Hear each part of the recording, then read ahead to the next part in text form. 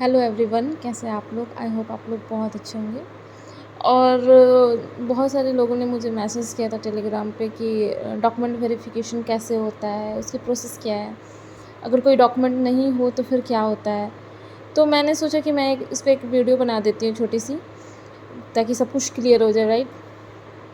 तो document verification actually, अगर आपकी जब डॉक्यूमेंट वेरिफिकेशन हो रही है और आपको जिस एफजीएमओ में बुलाया जा रहा है डॉक्यूमेंट वेरिफिकेशन के लिए, जैसे मान लो कि आपको रांची एफजीएमओ में बुलाया जा रहा है या फिर आपको वाराणसी एफजीएमओ में बुलाया जाता है, तो आप समझ लो कि उस एफजीएमओ के अंदर जितने भी आरओ आते हैं, आपका जो है पोस्टिंग उसी किसी आरओ में होगा, है ना। जैसे अगर आपको वाराणसी एफजीएमओ में आए तो वाराणसी एफजीएमओ के अंदर 7 आरओ हैं, उसमें से आपको कोई आरओ दिया जाएगा। रांची एफजीएमओ में है तो रांची, एक्चुअली मैं वाराणसी एफजीएमओ में पोस्टेड हूँ, इसलिए मैं वाराणसी एफजीएमओ के बारे में बात कर रही हूँ ज़्यादा।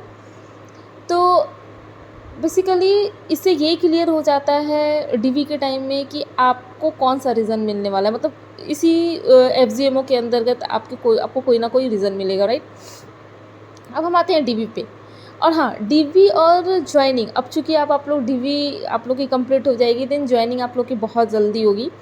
डीवी और ज्वाइनिंग के बीच मैक्सिमम आपको 1 मंथ्स का टाइम होता है, क्योंकि हमारी जो डीवी थी वो 6 जून के आसपास हुई थी और हमारी ज्वाइनिंग 4 जुलाई को हुई थी। मे बी डिफ़र कर सकता है, 1-2 दिन याद नहीं है मेरे को।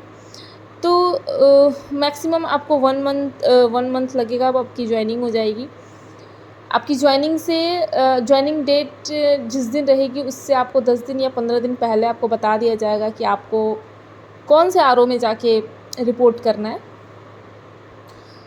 तो अब डॉक्यूमेंट वेरिफिकेशन है तो थोड़ा डर तो लगता ही है, ऑब्वियसली हर किसी को डर लगता है कि भाई हमारे सारे डॉक्यूमेंट प्रॉपर होना चाहिए, सब कुछ सही होना चाहिए।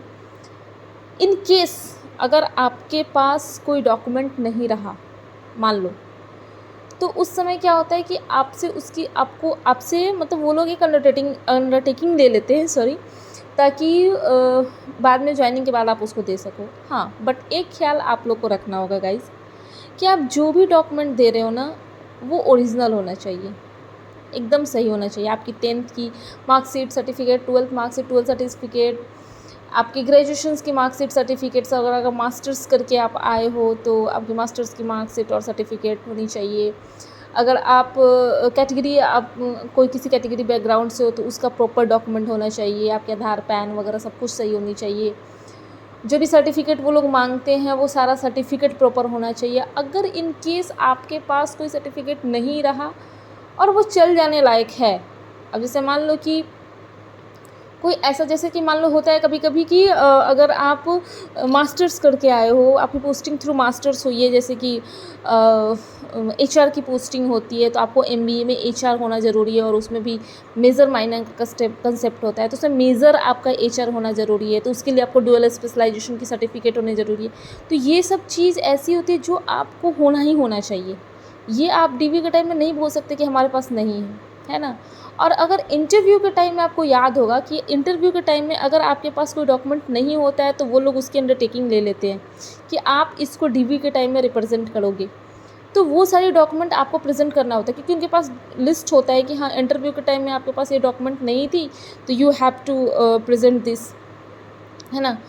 तो ये सारी चीज़ें होती है, बहुत ज़्यादा डरने की ज़रूरत नहीं है। अगर आपके पास सारे डॉक्यूमेंट हैं और सारे सही डॉक्यूमेंट हैं तो आपको डरने की बिल्कुल ज़रूरत नहीं है। जस्ट इन्जॉय दिस मोमेंट, इस टाइम को इन्जॉय करो और अपने डीवी को इन्जॉय करो। All the best guys. आप लोग ज़रूर हमें बताना है जिनकी वाराणसी एफजीएमओ में जिनकी डीवी है, यानी कि जिनको डीवी के लिए वाराणसी बुलाया गया है, गाइज हमें मुझे कमेंट करके ज़रूर बताना है। All the best guys, thank you.